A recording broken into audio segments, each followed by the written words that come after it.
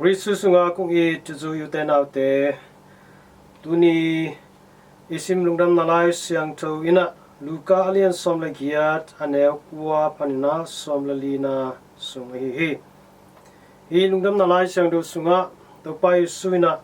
iterina azui huai inun tak pi di ahoi ma hi tugen tena khat ongen hi tugen tena sunga topai suina mini biakin sunga tungen paya tua mini telaka khat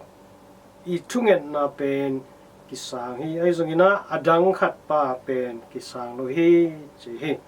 tua mini tena kwa te hiam chi tak changna akhat paina Pharisee te hi chi hi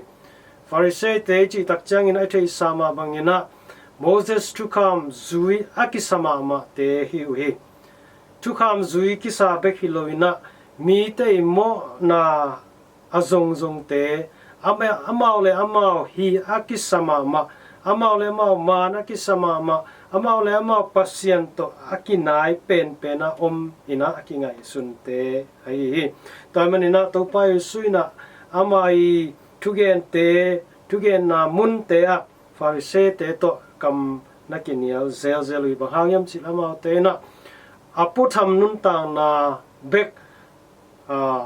thupi sakina asung lam nun tang na lungsim tak pi palo chi to pai sun the manina amau te to kam nakin yang zel hi ina adang khat pa hi le sia dong pa hina hi sia dong te chi pen mi tam pi takina mo nei mi chi na ana chep te mi te hi sia dong chi tak chang ina hi Roma kumpite khut noya mi pite tunga sia dongina Roma kumpite tunga to adono sumte sia te pen ava peki te hina hibangina asep na munwa porkhate na avalina dongina avalina adonu sumle paite aip sunga akuang te china mo namne ina achepte mi te hi velet hi to pai su tuken te na sunga Pharisee mi pa biaken song lu tina thunge nin ki thoi tak changina amana bang chi bang lungsim puak zet ongen hiam chi le ong paina ong lu phetina amai hoina teng kipula masai Keimai na gutate michuman lo te numei pasalmo na bol mi te tamloin hi sia dong pa bang kahi ama le ama ahoi penina pasien maya kisang khai masai Keiman nisagi laka nini an katang hi kanga hem pe soma khat kapia hi china amai nasep zia pen pula kina ama le ma kisial hi aizong ina sia dong pa hi le ong pa ina biakin sung alu lim ina amailam nangon ne phengam loina anung panina lukun sign aom bengin van tunglam nangon en ngam loina bangchan thungen hiam chile mo nei mi keima ong he pi in china amo na te ki thei lu ai manin kisi ki na to biakin song lu tina thu ongen hi tua mini telaka kuaina pasien happy na amoi thungen na pasienin zaiam to paiso again king na hi mo nei mi pa mo nei mi cha akichiam te sia dong pai thungen na pasien bila lut hi china to pai so again te na sunga ongen hi amenu te nau te LaisiangthoLk I atom na lama bangen hem che ama lem akitoi sang peuma niam hian na thuak dinga ama lem akiniam hiat peuma in toi sana khai sang na lapto na ding hi china chian takina to pai sina hong hi